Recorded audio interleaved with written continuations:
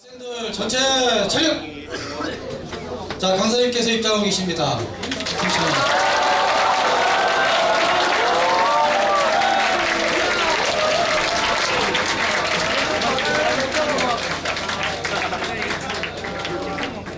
지금부터 2019년 제4차 병사특강을 시작하겠습니다. 먼저 본교 안대종 이사님의 강사분 소개가 있으시겠습니다. 전체 학생 차렷! 이사님께 대하여 경례!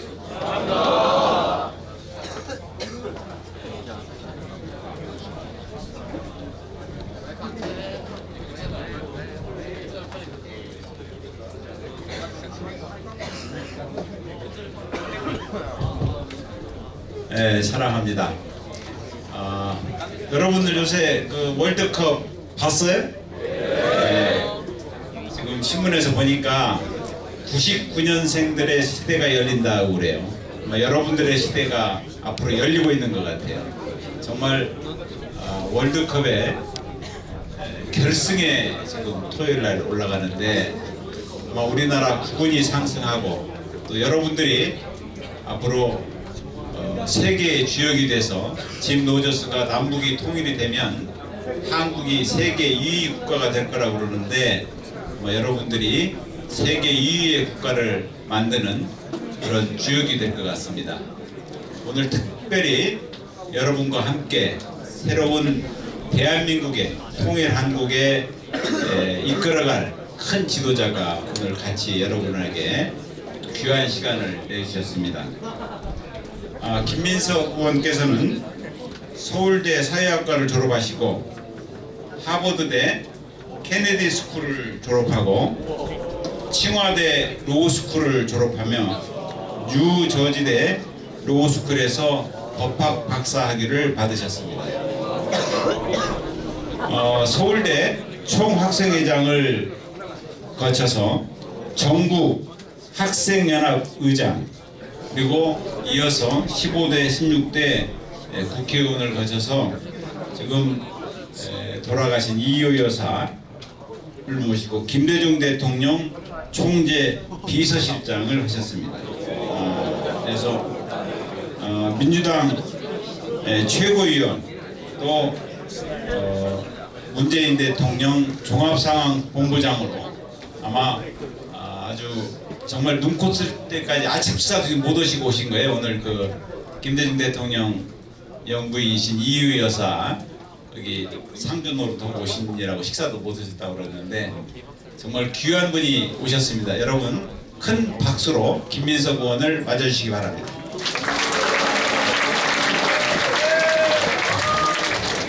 반갑습니다. 아까 보니까 어디 가면 말이죠, 들어갈 때 박수를 잘 치거나 인사를 잘하는 어떤 집단은 평소에 좀 괜찮은 집단이에요. 괜찮은 장소고 괜찮은 조직인데 박수도 세게 쳐주시고, 아까 보니까 이사장님 인사할 때 어떻게 들 인사하셨죠? 사랑합니다가요? 저는 114 걸어서 사랑합니다 들어보고 또 이렇게 오랜만에 사랑합니다 말씀 들어보는데 여러분 이렇게 뵈서 정말 반갑습니다. 학교에 들어오는데 우선 굉장히 기분이 좋았던 것은 어디나 가면 이 장소의 기운이라는 게 있어요. 여러분들이 이제 많이 지내다 보면 그런 기운을 느끼게 되는데 기운이 굉장히 좋은 학교구나. 공기가 일단 참 좋아서 좋았고요. 산에 이렇게 둘러싸여 있는 신성 고등학교 여러분 찾아뵙게 된 것을 진심으로 기쁘게 생각합니다. 여러분도 학교 좋아요? 이 공기도 좋고 걸을만 하죠? 제가 얘가 지금 고1입니까? 2학년 3학년은 교실에서 듣고 교실에서 졸고 고등학교에서 이렇게 여러분들 뵙게 된 것은 참 오랜만인데, 제가 아까 이사장님 이렇게 제가 눈을 감고서 이사장님이 저를 소개하시는 걸 듣고 있다 보니까 저런 경험들을 제가 지나갔나 하는 생각을 저 스스로 했어요. 그리고 제가 그러면 저런 것들을 거치면 나이가 좀 먹었나? 많이 좀 사갔구나 이런 생각을 했는데 많이 사갔어요? 아직 그런 대로 뭐 싱싱해 보입니까? 제가 여러분들이 이제 여기가 1학년이면 몇 살이에요? 17이잖아요. 제가 5학년이거든요. 5학년 중반이에요. 그러니까 제법 된 거죠. 제가 나온 고등학교가 여기 여러분을 만나니까 제 고등학교 생각이 나는데 며칠 전에 저희 고등학교 제가 고등학교 때 합창단을 했어요. 숭실이라는 학교인데 그 남성 합창이 제법 유명한 학교예요. 그 남성 합창을 했는데 그때의 꿈이 있었어요. 뭐냐면 야 우리가 고등학교 합창단 하다가 졸업하고 나서 30대고 40대고 50대고 60대고 70대도 우리 친구들끼리 같이 무대에 서서 머리 희끗희끗할 때까지 공연을 할 수 있었으면 좋겠다. 근데 며칠 전에 예술의 전당에서 우리가 그 40몇 주년 공연을 했어요. 실제로 그 중에 제일 나이 먹은 사람이 70이 넘었고 20대들은 바쁘니까 별로 참여를 못했는데 한 30대까지 해가지고 진짜 한 3, 40년 터울이 같이 참여를 했어요. 한 100명이 서버린 거예요. 그러니까 우리가 지금까지 한 중에서 최고로 많이 섰어요. 다들 뭐 사회생활 하느라고 바쁜 사람들이 많았는데 주말에 학교 음악실에 가서 연습도 하고 하면서 했는데 우리가 좋아하는 노래가 여러 노래가 있지만 그 마지막 노래가 평화의 기도라는 뭐 우리를 평화의 도구로 써주셔서 혹시 아는 분 있는지 몰라요? 프란체스코의 평화의 기도라는 걸 그 곡으로 만든 건데 그걸 할 때는 다들 눈물이 핑 돌았었어요. 여러분 요새가 고령화 시대잖아요. 아마 지금 17살 된 분들이 뭐 여러분이 첫째인지 막내인지에 따라 좀 다르겠지만은 여러분 아버님 어머님들이 큰 병 안 걸리고 교통사고 안 당하고 사시면 왜냐면 지금 저희 어머니가 90이시기 때문에 여러분 아버님 어머님이 한 80, 90은 쉽게 넘기실 가능성이 높아요. 그러면 여러분은 몇 살까지 살겠어요? 솔직히 얘기해요. 몇 살까지 살까요? 100살? 아마도 100살까지는 살 가능성이 되게 높다고 봐야죠. 그 지금 뭐지? 3D 프린터 이런 거 발견한 갑자기 제가 그분 이름이 생각이 안 나는데 아주 유명한 전 세계에서 굉장히 유명한 그 양반 IQ가 한 200이 넘는다고 그러는 소리가 있는데 미래학자로 굉장히 유명한 분이 있는데 그분이 싱글레러티라는 얘기를 하면서 아마 앞으로 인간의 수명이 2040년에서 50년 정도 지나면 거의 무한대로 가지 않겠냐. 최소한 미니멈 200을 돌파하지 않겠냐. 이거 무슨 뭐 당구에서 100, 뭐 200 이런 거 하는 게 아니라 숫자로 진짜 200살이 넘지 않겠냐 얘기하는데 아마 실제로 여러분들이 자기 건강 관리 잘하고 큰 병 걸리지 않으면 심지어 암에 걸린다고 해도 옛날에는 여러분 한센병이라고 해서 옛날에는 나병이라고 했대요. 정말 어떤 천형처럼 쳤던 병이 있는데 그거 걸리면 다 이제 끝난다고 했는데 그런 병부터 생각해서 많은 병들이 우리가 야 저거 걸리면 끝났구나 생각하는 병들이 있었는데 그게 다 이제 감기 수준으로 치료가 돼버린단 말이에요. 암도 이제 그렇기 때문에 여기 있는 여러분은 100살을 넘길 가능성이 굉장히 높은데 제가 이 얘기를 왜 드리는고 하니 고령화 시대라는 것이 여러분의 인생에서 갖는 의미가 뭐냐. 그것은 첫째는 오래 사는 거겠죠. 근데 그냥 오래 사는 것이 고령화 시대가 아닙니다. 제가 좀 전에 우리 고등학교 동창들 모여서 노래한다 그랬잖아요. 내가 우리 고등학교 동창들이 이제 5학년이 넘어갔는데 지금 가만히 생각해보면 그 친구들하고 제가 요새 사회생활하면서 제일 많이 만나는 사람들이 다양하지만 제일 편하게 모여서 제 친구들이 이제 나이들이 이제 50 넘었으니까 은퇴한 사람들도 있고 모여서 밥도 먹고 뭐 맥주도 한잔하고 당구장에 가서 당구도 치고 이렇게 하면서 가장 많이 만나는 친구들이 고등학교 동창들이에요. 즉 고령화 시대는 지금 여기 계신 여러분들이 평균 100살을 넘길 뿐만 아니라 그 100살을 넘기는 인생에 있어서 지금 17살인 여러분이 앞으로 대학교 친구도 만나고 살다 보면 초등학교부터 시작해서 내가 어릴 때 집에 살던 친구, 초등학생, 중학생 동창, 고등학교 동창, 대학교 동창, 직장 동료, 그 다음에 직장이 이제는 한 번 있는 게 아니라 요새는 다 막 몇 번씩 바뀌잖아요. 이렇게 하는 다양한 친구들을 만나겠지만 이 안에서 보기가 어떠면 지긋지긋할 수 있는데 여기 있는 요 친구들 이 친구들을 앞으로 50년, 60년, 70년, 80년 만나고 살 가능성이 굉장히 높은 세상입니다. 그게 고령화 시대예요. 제 말이 틀렸어요? 현실성이 있는 얘기 아니고 굉장히 현실성 있는 얘기예요. 굉장히 현실성 있는 얘기이기 때문에 제가 드리고 싶은 말씀 첫째는 있을 때 잘하라는 거예요. 그럼 옆에 있는 친구들이 생각보다 굉장히 중요합니다. 지금 제 고등학교 동창회 우리 동기회 회장이 우리 반에서 제가 1학년 때부터 같은 반이었던 1, 2, 3학년 제일 잘 시쳇말로 좀 잘 놀던 친구였어요. 약간 건달기가 있는 친구였어요. 근데 이 친구가 저랑 무지하게 친했는데 지금 우리 동기 회장이에요. 근데 정말 사람이 좋아서 주변 사람들 잘 챙기고 이렇게 해서 정말 그 친구들의 사랑을 받고 또 아주 일을 잘하는 그런 친구인데 하여간 지내놓고 보면 굉장히 중요한 것이 옆에 있는 친구들이기 때문에 저는 우선 여러분들 딱 보니까 제 고등학교 때 생각이 나면서 여기 있는 친구들과 아주 좋은 인간관계를 유지하면 분명히 앞으로 3, 40년, 50년 지난 이후에 제 얘기가 생각날 겁니다. 여러분들이 경우에 따라서는 이 중에 상당수가 100살을 같이 맞이하게 될 친구가 있을 것이다 라는 말씀을 드리고 싶어요. 조금 전에 이사장님께서 말씀을 해주셨는데 제가 지금 이틀째 어디 있다 오냐면 상가에 있다 와요.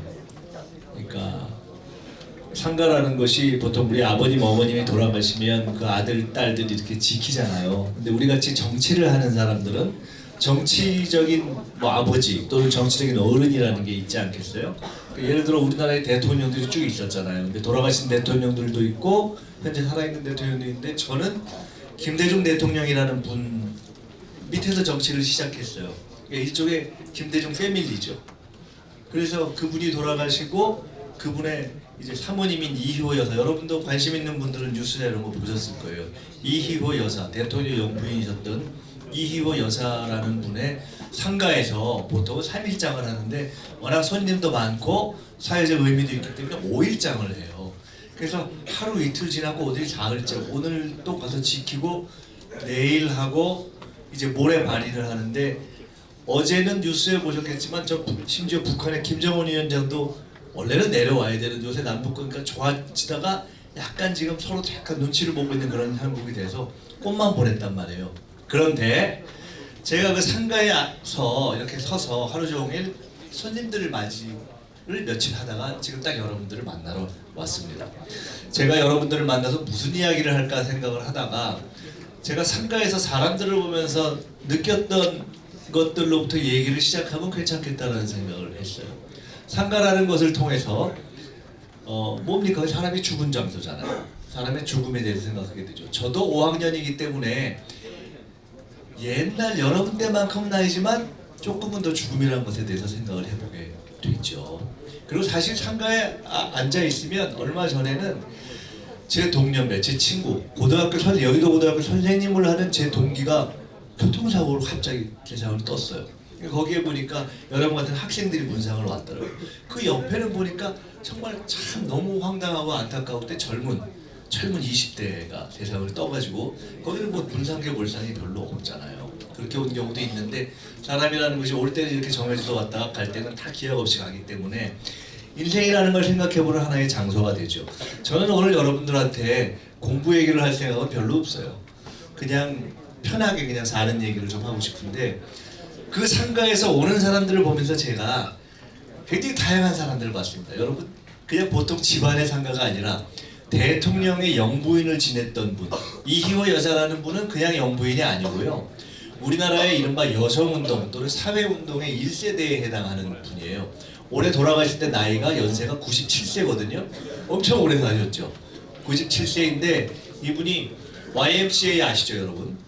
YWCA가 또 여성들이 조직이잖아요. YMCA, YWCA 뭐 이런 게 있는데 YWCA의 아마 초대 총무가 뭐 하여간 그런 걸 하셨고 우리가 지금 이제는 우리 사회에서 굉장히 큰 흐름이 되어 있는 여성운동이라는 것을 지금은 뭐 사실 여성들이 경우에 따라서 막 공부도 더 잘하고 뭐 힘도 세고 이런 경우도 있지만 훨씬 어려웠던 시절에 여성운동을 한 그래서 돌아가신 김대중 대통령과 이희호 여사가 처음으로 집 앞에다가 문간에다가 김대중, 이희호 이렇게 문패를 공동으로 딱 달은 것이 굉장히 화제로 됐던 그런 시대의 세상을 사신 분이에요. 근데 이분이 돌아가셨으니까 얼마나 다양한 사람들이 문상을 오겠어요.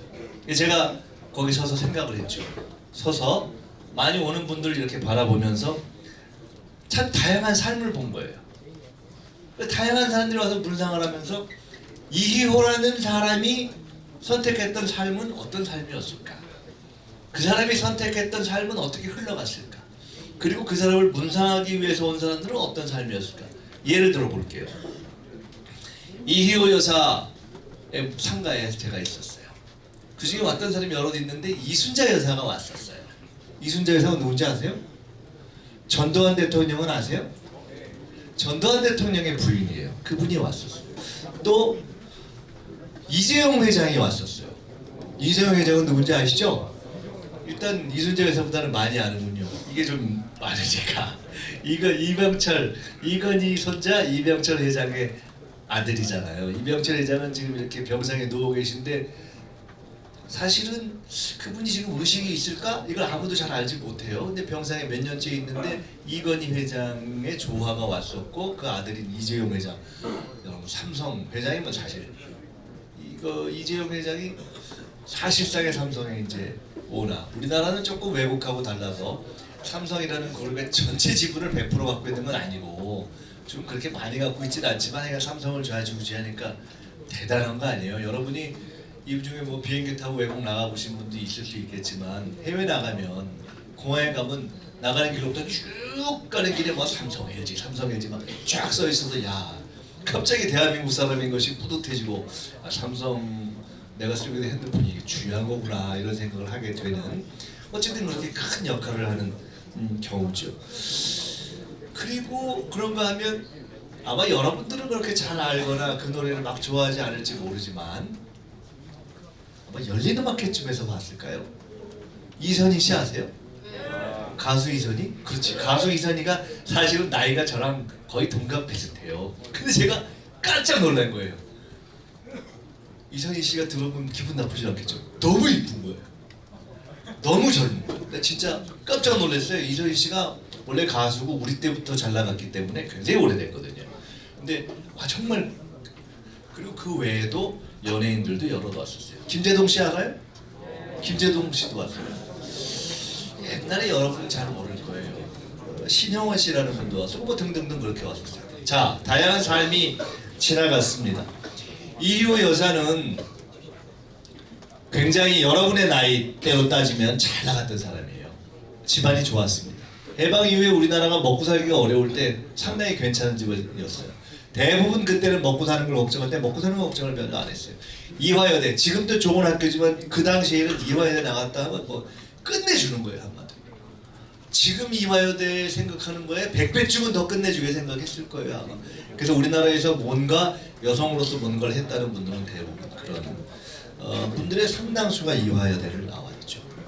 그래서 그 당시에 이희호 여사 그리고 뭐 지금은 97세가 됐지만 그 젊었을 때의 사진을 이렇게 보면 정말 고운 그래서 많은 남자들이 매력을 느끼고 좋아했던 그런 분이에요. 그런데 그분이 결혼을 누구랑 했느냐 그러니까 이분에게는 상당히 보장된 삶이 있었던 거예요. 그냥 쭉 가면 진짜 근사한데 우리가 뭐 그런 거 있잖아요. 남자도 결혼을 예쁘고 멋있는 여자하고 하고 싶듯이 여자도 그렇잖아요. 근데 옛날 같으면 여자가 흔히 얘기하는 판검사하고 결혼하고 해서 막 이렇게 그런 거 있잖아요. 근데 그분이 누구랑 결혼했냐면 결국은 김대중 전 대통령하고 결혼을 한 거예요. 김대중 전 대통령에 대해서 자세히는 몰라도 조금은 아시죠? 들어는 봤고 대통령이 된 분이에요. 70이 넘어서. 근데 사실은 고생을 칙사게 한 사람이에요. 죽을 고비를 5번을 넘겼어요. 사형 선고도 받아봤어요.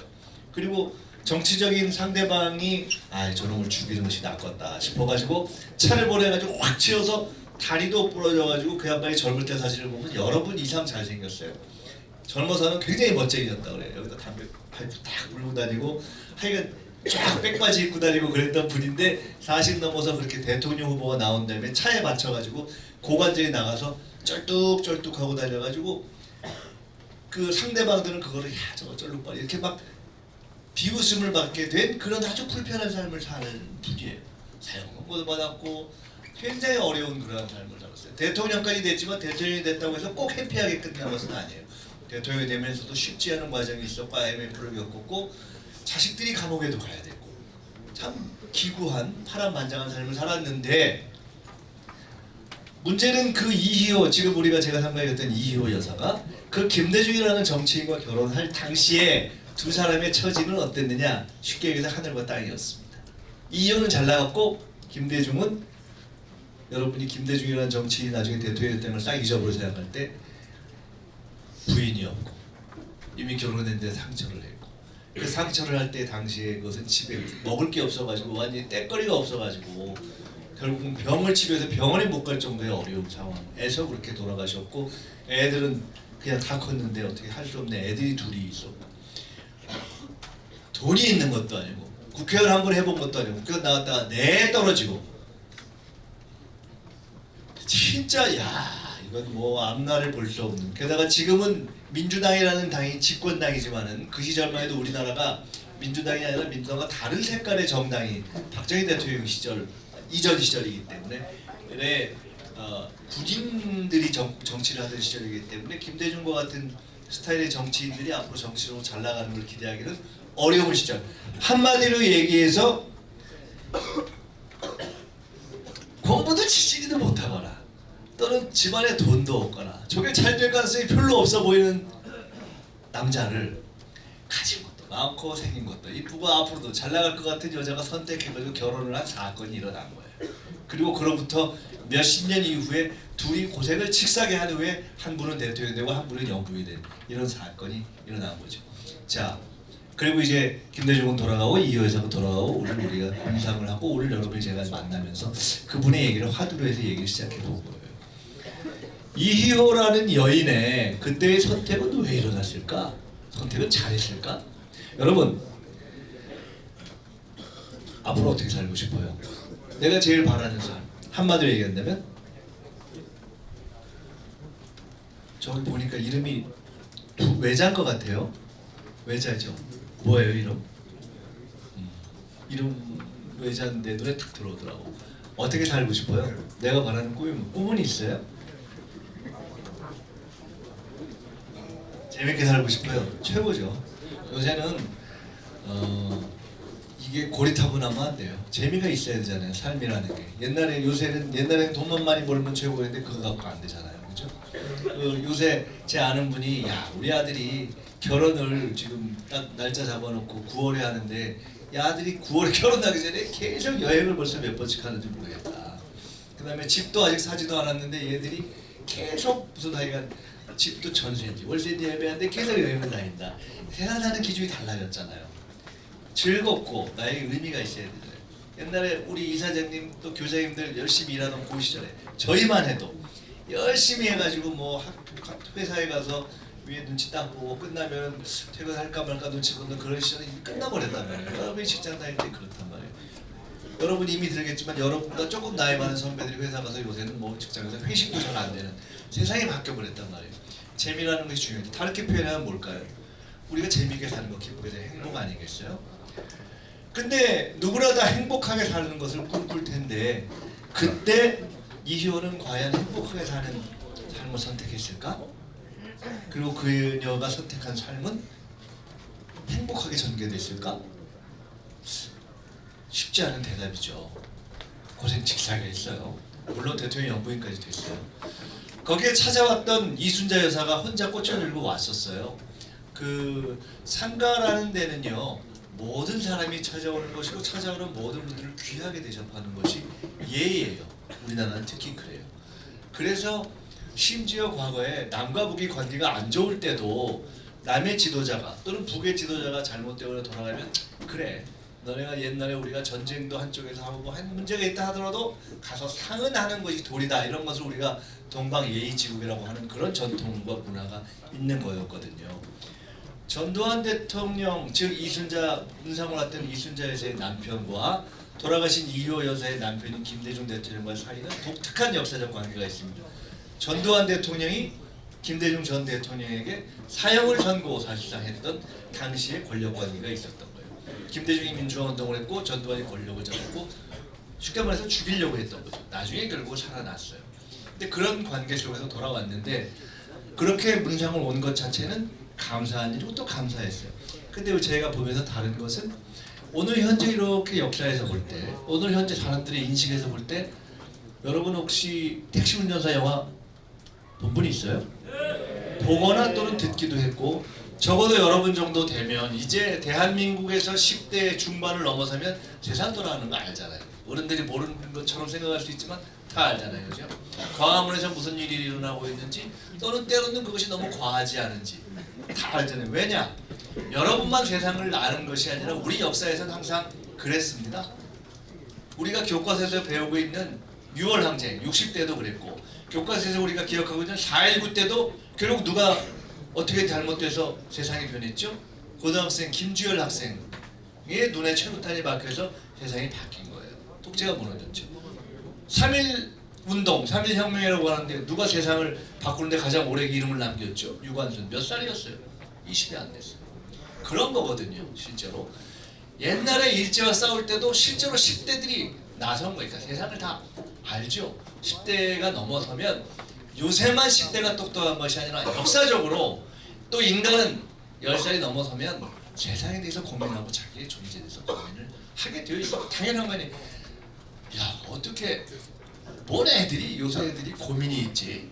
먹을 거 다 입고 옷 입고 다 입는데. 근데 그것이 아니더라 하는 것을 저는 교회를 다니는데 우리 목사님이 얘기해 주더라고요. 애들이 다 고민 있어요. 다 고민 있잖아요. 그런데 그렇기 때문에 대충 아는데 이순재 회사나 전두환 대통령이 그렇게 막 칭찬받는 삶을 산 건 아니잖아요. 그렇죠? 심지어 칭찬받는 삶을 사는 것이 아니라 아 정말 본따라서 배우고 싶다. 저렇게 살고 싶다. 는 얘기를 들어본 적은 없어요. 그게 참 이렇게 우리 사회 우리 정치에서 생각이 다른 사람들이 있어요. 그래서 야 뭐 이것도 인정을 해줘야 되는 거 아니야? 친일파도 인정을 해야 뭐 너무 다 배척할 수는 없잖아. 전두환도 뭐 이런 일이 있었겠지, 박정희 대통령도 이런 건 있었겠지 하지만 친일파의 삶이나 전두환 전 대통령의 삶을 100 중에 하나는 뭐 그럴 이유도 있었겠지 생각은 할 수 있을지언정 아 내가 정말 따라 배워야 되겠다, 나의 삶의 모델이 되어야 되겠다 이런 얘기하는 사람 있을까요? 쉽지 않다고 봐야죠. 가령 그렇게 해서 내 삶이 아주 재미있는 삶이 될지라도 저렇게 해서 재미를 보겠다는 선택을 하기는 어려울 거예요. 이재용 회장을 보면서 사실 이재용 회장이 제 대학교 후배예요. 그 서울대 후배이기도 하고 제가 미국의 하버드대를 갔었는데 거기 케네디 스쿨의 후배이기도 해요. 근데 그렇다고 친하게 지낼 정도는 안 되죠. 왜냐면 거기 돈이 엄청 많은 사람이고 우리는 그냥 평민이기 때문에. 근데 얼굴은 알고 서로가 서로에 대해서 그런 관계가 있다는 건 알죠. 근데 와서 이렇게 반갑게 인사를 했는데 보면서도 제가 속으로 참 쉽지 않은 많은 짐을 걸머쥐고 있구나. 사실은 어렵죠. 이게 다른 분의 개인사, 가정사를 이야기해서 미안하기는 하지만 우리나라에서 가장 돈 많고 아마 세계에서도 백손가락 안에 꼽힌다고 하는 삼성의 이병철 회장으로부터 시작해서 이건희 회장 또 지금 이재용 회장으로부터까지 이어지는 그 집안이 그렇게 평탄한 삶을 살고 있지는 않아요. 그 가족의 이재용 회장의 누나들, 뭐 동생들 이렇게 하는 분 중에 스스로 세상을 목숨을 끊고 떠나는 그딴 선택을 하는 분도 있고요. 참 세상이라는 것은 그래서 어떤 것이 행복하고 재미있는 건지 선택하기가 쉽지 않아요. 아마도 내가 나이가 많으냐 적으냐, 내가 어느 동네 출신이냐, 내가 어느 당을 지지하느냐와 상관없이 한국 사람한테 이 사람을 존경하십니까? 라고 물어보고 이런 사람의 삶을 본받고 싶습니까? 라고 물어봤을 때 가장 다수의 지지를 받는 사람을 두세 사람 생각해 본다면 제가 그래서 생각해 봤어요. 혹시 떠오르는 사람 있어요? 야 이런 사람은 진짜 대한민국 국민이 가장 존경할 것 같다. 누구? 노무현 또 우리 역사의 인물 중에 보통 말이죠. 우리 국민들한테 누구를 제일 존경합니까? 우리 역사에서 제일 괜찮은 분이 누굽니까? 하면 대충 10대 안에 묻는 분들이 몇 명 있어요. 지금 세종대왕도 있고요. 100번 김무 선생이 있어요. 그 다음에 아마 여러분 아버지 어머니들한테 여쭤보면 어머니 아버지 사시는 동안에 그래도 우리 사회에서 가장 사표 선생님이 될 만한 스승이 될 만한 분 누구셨어요? 라고 여쭤보면 꼭 얘기하는 분 중에 아마 김수환 추기경 같은 분이 계셨을 거예요. 천주교에. 김구 선생, 김수환, 추기경 이런 분들의 삶을 우리가 참 의미 있게 생각하죠. 정말 멋진 삶을 사시고 돌이켜 보면 그분들이 돈이 엄청 많았던 것도 아니고 그분들 삶이 평탄했던 것도 아니죠. 여러분 공부하느라고 바빠서 못 보셨을 텐데 저는 드라마를 좋아는 하는데 시간이 없어서 본방사수는 못하고 나중에 막 돌려보는데 아주 흥미롭고 재밌던 드라마 중에 하나가 미스터 선샤인. 혹시 본 분 있어요? 시간이 없어서 못 봤어요. 근데 되게 재미있었어요. 근데 그걸 보면 이런 생각이 들죠. 야, 이게 참 어려운 시절을 우리가 보냈구나. 그게 사랑의 이야기도 있고 역사의 대소사시도 있는데 사실 우리는 지금으로부터 딱 100년만 뒤로 돌려도 마음 놓고 여러분 이런 거 있잖아요. 뭐 홍길동이 아버지를 아버지로 하지 못하고 이런 걸 떠나서 내 나라를 내 나라로 하지 못하고 내가 좋아하는 예쁜 여인이 있어도 예를 들어 힘 있는 나라에 우리나라에 들어온 미국 사람이나 일본 사람이 뺏어가려고 하면 뺏겨버릴 수도 있는 그러한 상황에 하루아침에 우리 집의 어머니나 누이가 끌려가 버릴 수도 있는 지금은 그것을 우리가 역사의 뒤에서 남아있는 몇 분 안 되는 할머니로 위안부라고 표현하잖아요. 정신병원에. 그리고 그분들이 진실을 밝히라고 이야기하잖아요. 그런 시절을 겪었는데 하여간 그런 과정에서 혹독하게 어려운 과정을 거쳤던 김구 선생 같은 분이 있는데 결국은 자기가 평생 꿈꾸던 나라의 해방을 맞이한 그 해방된 나라의 조국에 돌아와서 다시 총탄을 맞아 돌아가셨거든요. 서울에 광화문 갈 일이 있으면요 여러분 광화문을 이렇게 쭉 가다가 세종문화회관 좀 가기 전에 옛날 MBC 자리 왼쪽에 보면은 강북 삼성병원이라고 있어요. 혹시 나중에 그 근처에 가게 되면 한번 가보세요. 거기 가면 백범 김구 선생이 사셨던 그래서 우리나라 임시정부의 마지막 정부 청사로 했던 경교장이라는 데가 있는데 거기 그냥 공짜로 들어갈 수 있고 거기 가면 백범 김구 선생이 마지막에 총 맞았던 그 총탄이 유리창을 딱 뚫었던 그 유리창 자국까지 남아있어요. 사실은 역사 공부는 그런 데 가서 해봐야 돼요. 가서 보면 필이 와요. 야 이게 참 여기 앉아서 여러분이 돼보는 거예요. 평생 독립운동을 했던 분이 아무리 가난한 나라라 하더라도 그 나라 임시정부에 주석을 했던 분이 돌아와서 마음대로 되지 않고 나라는 분단돼서 이 나라가 분단되면 안 되고 통일돼야 되지 않아? 라고 하는 과정을 거치다가 마지막에 그 꿈을 이루지 못하고 총탄에 간다. 정말 얼마나 서글픈 인생이에요. 완전히 망가진 인생이죠. 이룬 게 없잖아요. 그렇게 따지면. 그런데 국민들은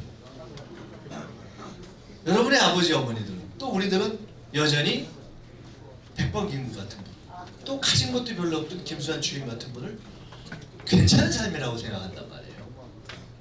당사자들은 어땠을까요? 나는 해피한 삶을 살았다 이렇게 생각할까요?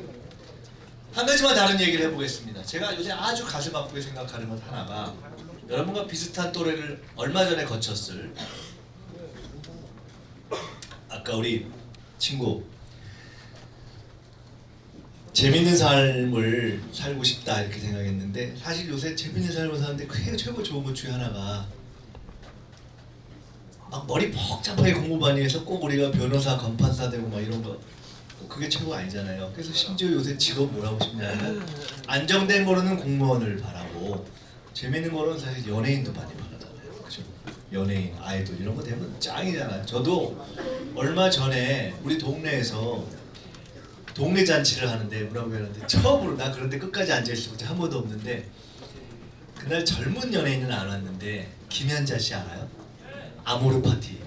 야 왔는데 내가 오늘 아니면 아모르 파티 김현자를 볼 기회가 어디 있겠네 해가지고 2시간을 기다렸는데 앞줄에 앉아 있었는데 김현자 씨가 딱 나오니까 뒤에서 그냥 아줌마들이 쫙 나와가지고 완전 서도 안 보이는 거야. 어마어마한 거지. 근데 잘하더라고요. 제가 최근에 가장 가슴 아프게 생각하는 것은 우리가 TV에서 최근에도 많이 보던 젊은 연예인들이 몇 명이 줄줄이 감옥에 갔잖아요. 그 중에는 뭐 누구도 있었고 여러분 알잖아요. 그죠? 어떤 경우는 뭐 마약을 하기도 하고 어떤 경우는 또 자기 술집에 장사 잘 되게 하려고 그렇게 하기도 하고 한편 참 안타까운 거죠. 왜? 그 친구들이요. 어려서부터 호의호식하고 좋은 집에 사는 게 꼭 아닌 경우가 많더라고요. 어려웠어, 살기가. 그래서 열심히 살았어. 정말 피땀나게 노력을 해서 훈련을 했어요. 그래서 그 자리까지 갔는데 나이 50, 60에 그 자리에 간 것도 아니고 20대, 30대에 그 자리에 가버렸어.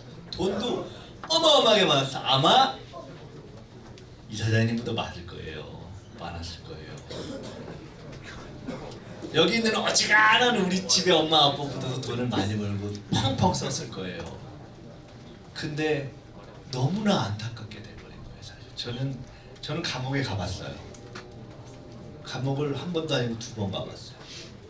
감옥에 가서 3년을 있어봤어요. 감옥에서 여러분보다 나이 조금 더 많을 때 갔어요. 20살 때. 아까 제가 뭐 이런 거 했다 저런 거 했다 이런 거 했다 하는 경력이 제일 처음에는 서울대 학생회장을 할 때 전두환 대통령 때 광주, 여러분이 본 택시 운전사, 그 영화의 배경이 되는 광주 민주화 운동을 그때까지는 다 진실이 안 밝혀졌어요. 85년도에 제가 학생회 서울대 4학년이었는데 광주의 진실을 밝히려고 요구만 해도 감옥에 갔어요. 그때 제가 학생회장이었기 때문에 학생회장을 하면 그냥 감옥에 가는 거였어요. 감옥에 가서 3년을 있었어요. 그때는 제가 자고 일어나면 여기 있는 나무 있잖아요. 이런 얇은 송판이 있고 송판 위에 얇은 이불을 깔고 잤어요. 그래서 겨울을 3번 지나는데 자고 일어나면 그 얇은 이불을 딱 덮으면 송판, 바로 밑에는 흙. 제가 서울구치소, 유관순 열사가 계시던 서울구치소를 지나서 그 다음에 있었던 데가 어딘지 아세요? 바로 안양교도소입니다. 안양구치소, 안양교도소에 있다가 청주로 가서 나왔거든요. 그렇게 겨울에 그 이불을 싹 자고 일어나는 이불을 들치면 물이 흥건하게 괴는 거예요. 왜냐면 그냥 바닥에 송판 하나 깔아놨으니까. 그래서 제가 20살 때, 21살 때 감옥에서 나왔는데 그 지금도 목이 안 좋아요. 그 뒤로 한 10년은 30대 중반까지는 허리를 잘 못 썼어요. 이거 글씨를 못 썼어요. 왜냐면 옛날 말에 골병이라는 게 있어요. 여러분 찬데 가서 자면 절대 안 돼요. 이 찬데 가서 3년 정도를 쭉 자면 온 몸에 냉기가 배어서 이렇게 하면 어깨가 아파서 글을 쓰려고 하면 칼로 꼽는 것처럼 아픈 시절을 한 10년 정도 겪었어요. 정말 아파. 고치려고 해도 고쳐지지 않아. 침도 맞아보고 별짓을 다 했는데 안 되는 거예요. 이거는 참 묘한 것이 부모조차도 알 수가 없어요. 안 나타나니까. 안타깝긴 하지만 이해가 어려운 거예요. 자, 그런데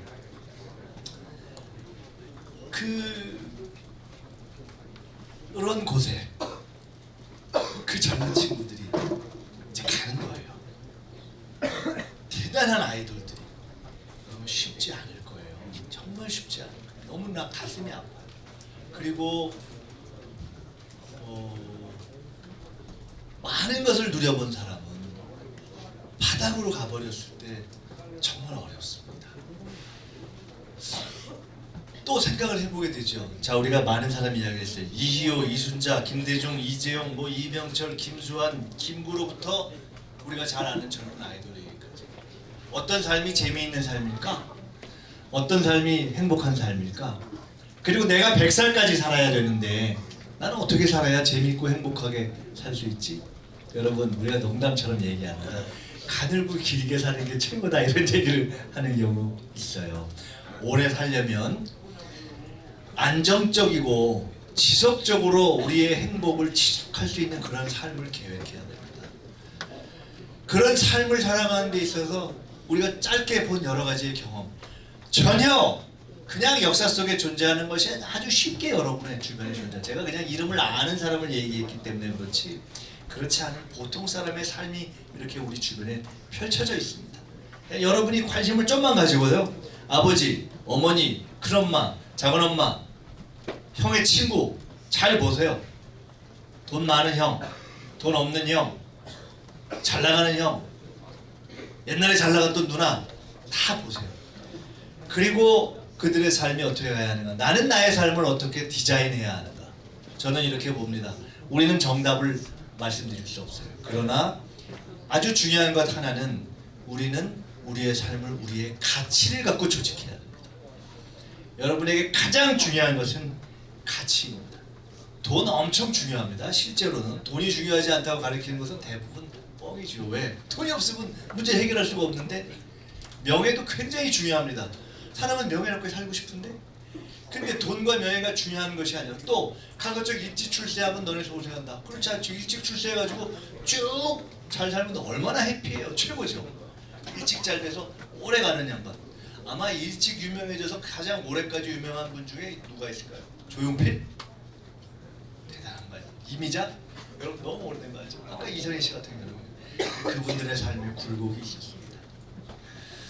저는 해서 여러분이 나의 삶의 가치를 하나의 가치를 제가 여러분께 딱 말씀드릴 생각은 없어요. 그러나 분명히 가치를 붙잡고 가야 된다. 가치를 명료하게 붙잡고 가지 않으면 여러분은 여러분의 삶을 100살까지 끌고 가기가 쉽지 않습니다. 두 번째로 우리는 나 혼자 가치를 존중한다고 해서 모든 이의 가치가 존중받고 결국 나의 가치도 존중받는 삶을 살기는 어렵습니다. 나 혼자 아무리 가치가 존중받고 평등한 인간관계가 좋은 삶을 살고 싶어도 우리 학급이, 우리 교실이, 우리 학교의 가치가 망가져 있으면 그건 존중되지 않아요. 그렇잖아요. 아무리 내가 점잖게 살고 싶어도 내가 비굴하게 누군가의 눈치를 보면서 무언가의 폭력에 대해서 내가 두려워하면서 살아야 되는 그러한 환경 속에 내가 있다면 그 삶은 정상적이 될 수 없죠. 따라서 우리는 그런 환경을 만들어야 해요. 좁게 보면 교실이고 더 좁게 보면 나의 친구 학교이고 조금만 넓히면 학교이고 더 크게 보면 나라가 되는 거죠. 그런 나라를 만들지 않으면 안 되는 거죠. 여러분 이번에 우리가 상 받은 영화 있잖아요. 이 또한 여러분이 아마 보기는 쉽지 않을 거예요. 시간이 없으니까. 제가 시간 내서 전 봤거든요. 기생충. 생각을 많이 하게 하는 영화죠. 그러니까 영화평은 볼 수 있잖아요. 인터넷에서 여러분이 보면 아 우리 사회의 빈부격차라든가 이런 것을 구조적으로 밝힌 영화이다. 그것의 모습을 반지하라는 주거 공간을 통해서 이렇게 여러 가지를 시사한 영화이다. 지금도 그렇고 우리 사회에 여전히 이중에도 있을 수 있고 아주 좋은 집에 사는 부분과 그냥 적당한 집에 사는 경우가 조금 안 좋은 집에 사는 사람들이 있잖아요. 현실이잖아요.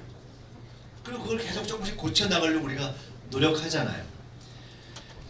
가급적 대부분의 많은 사람들이 비교적 괜찮은 집에서 비교적 냄새 안 나는 환경에서 살 수 있는 나라를 만들자. 이것이 옛날에 복지국가라고 우리가 표현한 거고 지금은 우리가 포용국가라고 표현하는 그런 세상을 향해서 나아가고 있고 현실에 존재하는 나라들로서는 스웨덴이니 노르웨이니 덴마크 이렇게 저희 북부의 복지국가라고 하는 나라들이 비교적 거기에 도달했다고 해서 우리도 모델로 삼아 가고 있어요. 그러나 그 또한 완벽한 답은 아니에요.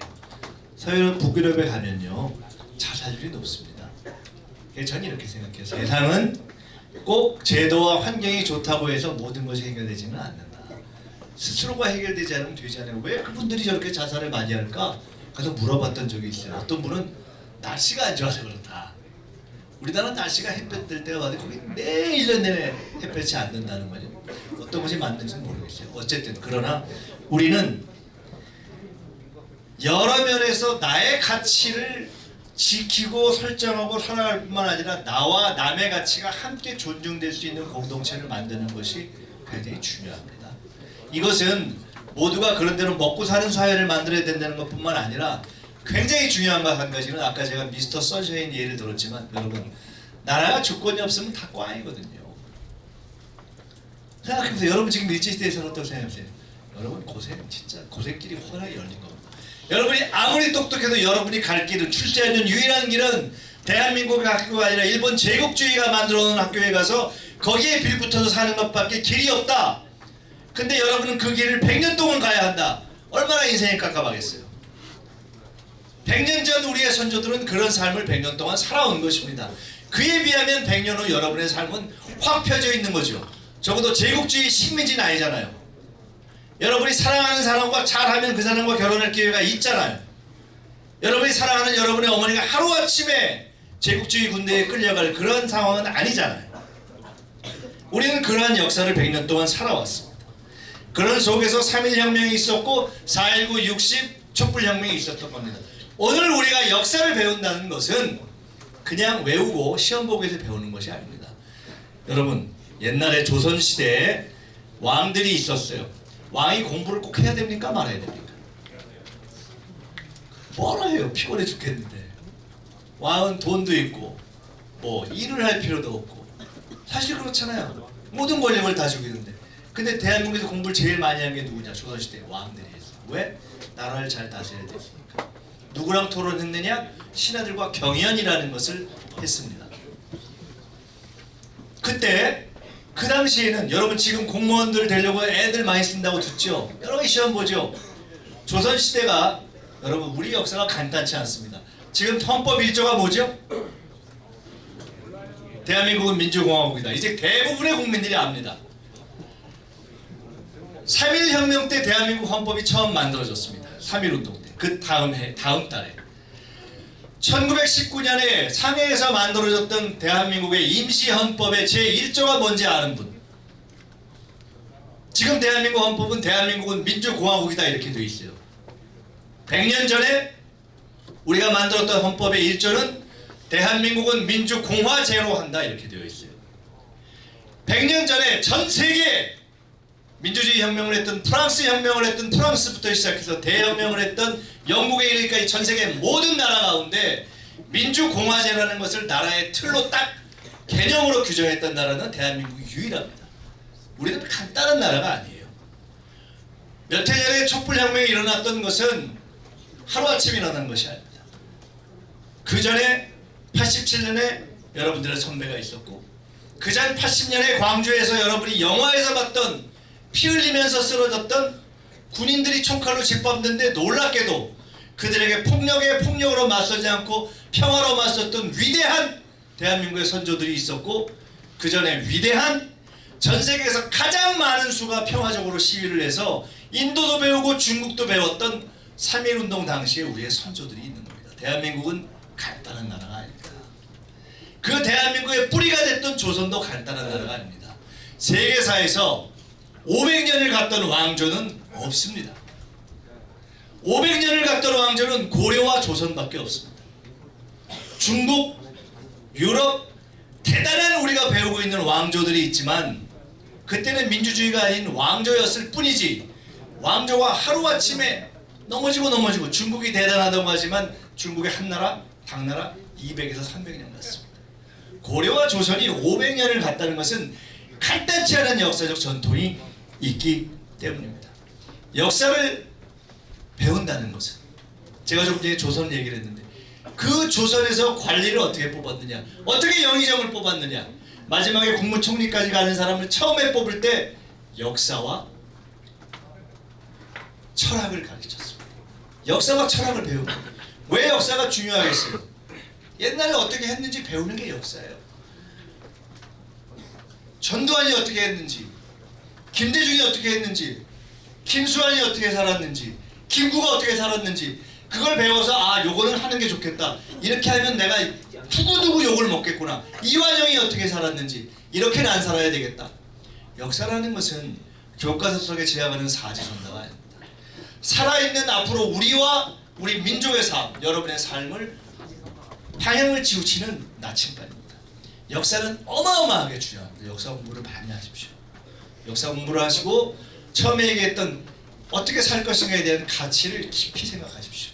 그것은 꼭 철학 책을 봐서 되는 게 아니고요. 쉬운 거잖아요. 내가 친구들하고 지내는데 내가 요놈을 때리고 사는 것이 좋으냐, 내가 저주고 사는 것이 좋으냐, 내가 애들하고 친하게 지내는 것이 좋으냐, 내가 의리를 지키면서 사는 것이 좋으냐, 내가 말 한마디라도 따뜻하게 하는 것이 좋으냐, 내가 어려운 친구를 무시하는 것이 좋으냐, 내가 우리 학교 전체를 민주적으로 갈 수 있도록 노력하는 것이 좋으냐, 내가 쓰레기를 안 버리는 것이 좋으냐. 여러분, 가장 제가 지금 부러운 젊은이가 있다면 스웨덴의 16살짜리 그레타 툰베리입니다. 세계 최초로 가장 최연소 노벨 평화상 후보가 나온 거예요. 지금 환경, 복잡한 얘기를 한 것도 아니에요. 어른들은 다 환경이 중요하다고 했는데 왜 아무도 환경에 대해서 나서질 않지? 스웨덴의 한 학생이 이거 뭐지? 그러면서 우리 학교를 쉬는 한이 있더라도 한 번씩은 환경에 대해 생각합시다라고 휴교 운동을 한 거예요. 어떻게 됐어요? 아무것도 아닌 그런 16살짜리 소녀의 움직임이 세계를 움직이기 시작해서 지금 노벨 평화상 후보까지 간 거예요. 세상이 간단치가 않아요. 여러분 아무리 바빠도 나중에 혹시 시간이 되면 정말 환경 공부, 사회 공부 이런 거는 다큐멘터리 같은 걸 많이 보면 좋은데 우리의 지금과 하는 최근에 보면 BBC에서 받는 다큐멘터리를 보면 야 진짜 환경이 어렵다는 건 다 알잖아요. 그렇게 우리가 가고 있는데 여러분이 살아갈 100년 후의 삶 과연 여러분에게 100년 후가 보장되어 있을까? 저는 알지 못합니다. 제가 기껏 살아봐야 2045, 2050, 2060 갈까 말까 할 텐데 100살까지 살아도 여러분이 이제 살게 되면 어떻게 되는 거예요 도대체? 지금 2019니까 2019, 2119, 2100년이 넘어가 버리는데 그때 과연 지구가 건강할까?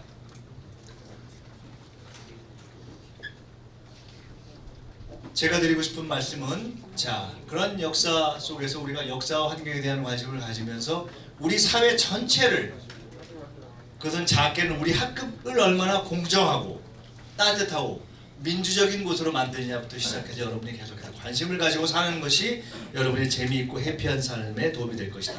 제가 이제 3분 남았기 때문에 원래 생각했던 주제를 압축해서 한 1분 반씩 얘기하고 마칠게요. 첫째는 인생의 성공은 얼마나 많이 올라갔느냐가 아니라 얼마나 많이 극복했느냐에 달려 있습니다. 가장 많이 극복한 사람으로서 가장 많이 존경할 만한 분들이 있죠. 베토벤. 불가능한 일을 했잖아요. 헬렌 켈러. 불가능해 불가능한 일을 했잖아요.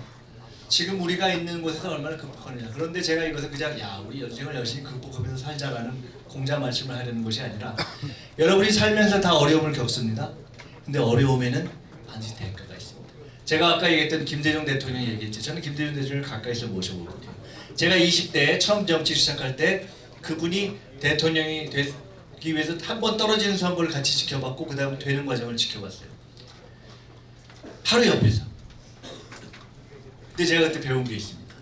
70이 넘어서 대통령이 됐는데 그 전에 이분이 3번 떨어졌어요.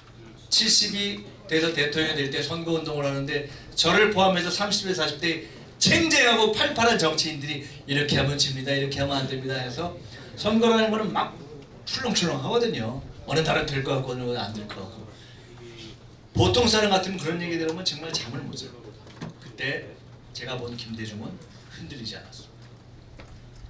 일관되게 쭉 갔어요. 어떤 얘기를 들어도 그때 제가 느낀 게 있습니다. 아 이분이 많이 떨어져 본 것이 득이 됐구나. 2번, 3번 떨어져 봤기 때문에 갖는 힘이 김대중의 마지막을 끌고 갔고 그를 대통령이 되게 했고 우리나라에서 가장 어려운 시기라고 하는 IMF라는 시기에 눈물로 국민들과 설득하고 함께하면서 그것을 빠른 시간 내에 극복해서 지금은 정파와 상관없이 존경받게 하는 힘이 됐습니다. 저조차도 개인적으로 제가 미국 변호사거든요. 근데 그 시험을 볼 때 여러 데서 시험 봤어요. 미국 가서. 근데 컴퓨터로 보거든요. 노트북으로. 처음 공시험 공부를 시작할 때는 제가 60점인가 시작했는데 그걸 하얀 몇 달 열심히 하고 잘 갔어요. 사실 미국 시험이 한국 시험보다 어려운 건 아니에요. 미국 사람들 한국 사람보다 똑똑한 거 아니에요. 다만 우리가 좀 쫄리는 건 영어만 쫄리는 거죠. 솔직히 읽는 시간이 딸리니까 내가 한글로 읽으면 아무것도 아닐 것 같아. 근데 읽으니까 스트레스 엄청 받으니까 안 되는 거예요. 그런데 어쨌건 근근히 봤는데 시험을 보는데 마지막에 노트북이 고장이 난 거예요. 한 20분 남았는데 선택을 해야 돼요. 연필을 고쳤어야 되냐 노트북을 고쳐야 해야 되냐. 딱 순간 확 긴장하는데 지금 요 숫자의 4배 정도 한 1000명 정도가 하는 시험을 보거든요. 쫙 서서 얼마나 긴장했지. 뭐 예를 들어 서울대, 연고대, 법대 시험을 보는 장소에서 이렇게 보는 걸로 생각해 보세요. 딱 이상해지니까 분위기 딱 알잖아요. 부주면 긴장하고. 저기 어떤 분이 딱 와서 어떻게 하냐 쫙 물어보는 제가 순간 고민을 했어요. 노트북을 고칠 것이냐 펜으로 다 쓸 것이냐. 노트북 고쳤다가 또 나가면 어떡하지? 연필로 쓰기 시작했어요. 연필로 쓰는 연습은 한 번도 안 해봤어요. 계속 이걸 연습했기 때문에 죽 갔어요. 글씨가 개판이에요. 여러분들 요새 글씨가 아버지 때 글씨보다 좀 별로잖아요. 쓸 일이 없으니까 알아보기도 못할 것 같아. 썼어요. 결국은 한 문제를 못 썼어요. 시간 자체가 안 돼. 그래서 필기가 한 5개밖에 안 되는 시험에 하나를 아예 못 써버리고 나머지는 글씨가 개판이면 되겠어요, 안 되겠어요? 안 되는 거예요. 야, 망했구나. 다시 시험 보고 싶지 않아. 미국에서 몇 달 공부를 했는데 그냥 딱 놓고 되면 되고 안 되면 말고 하고 들어왔어요. 결과는 됐어요. 근데 그 뒤에 알아보니까 그 마지막 문제가 다행히도 너무 어려워서 대부분 못 쓴 거예요. 근데 제가 그때 그냥 딱 그 순간에 이렇게 정리를 하고 나오면서 나올 때 이랬습니다. 딱 쓰고 나오면서 그냥 썼다는 것만 가지고 하나님 감사합니다 이러고 나왔어요. 그 순간에 그냥 흔들리지 않고 쓸 수 있었던 것은 비교적 제가 지금까지 살면서 꽤 많은 이런 이른바 우여곡절을 겪으며 살았던 것 때문에 가지는 그것이 만든 저의 평상심이 저를 유지시켰던 것이 아닌가라고 생각을 했어요. 여러분이 겪는 많은 일들 중에 대부분 승리와 성공의 경험보다 실제로는 잘 안 된 경험들이 마지막 결정적일 때 여러분을 도울 것입니다. 끝으로 말씀드립니다. 세상은 절대 여러분 마음대로 안 됩니다. 이거는 100%입니다. 저도 그랬고 모든 사람들이 그렇습니다. 여러분 중에 종교가 있는 사람도 있고 아닌 사람도 있을 거예요. 종교가 있건 없건 우리는 우리가 믿는 무언가를 의지하면 살아야 됩니다. 그것을 어떤 경우에는 천지신명이라고도 하고 어떤 경우에는 그냥 하늘이라고도 하고 어떤 경우에는 운명이라고도 하고 어떤 경우에는 신이라고도 하고 기독교를 믿는 분들은 하나님이라고 표현해요. 그런데 인간은 겸손하게 나의 한계를 인정하고 살아야 돼요. 여러분 정말 살기가 힘들면 사람들이 어디 가죠? 점집에 가요. 대부분 안 맞습니다. 그런 점을 친 것 중에 가장 잘 엮어놨다고 하는 주역이라는 책이 있어요. 세계의 4대 성인이 예수, 공자, 석가, 부처님이 마호멧인데 그 중에 유일하게 종교 지도자가 아닌 분이 공자님이잖아요. 공자님이 성인이 될 정도면 공부로 된 양반인데 얼마나 공부를 많이 했겠어요. 그 공자가 얼마나 공부를 많이 했겠습니까? 그 공자가 가장 많이 읽어서 찢어졌다고 하는 책이 주역이라는 책입니다. 흔히 점책으로 알고 있지만 실은 점이 아니라 인생을 어떻게 살 것인가에 대한 지혜로 가득 차 있는 책이라고 하는 그 책의 맨 마지막 장의 결론은 겸손입니다. 가장 중요한 것은 겸손이다. 둘째로는 맨 마지막 장에는 술 취하지 마라. 이렇게 되어 있습니다. 절대 술 취하지 마라.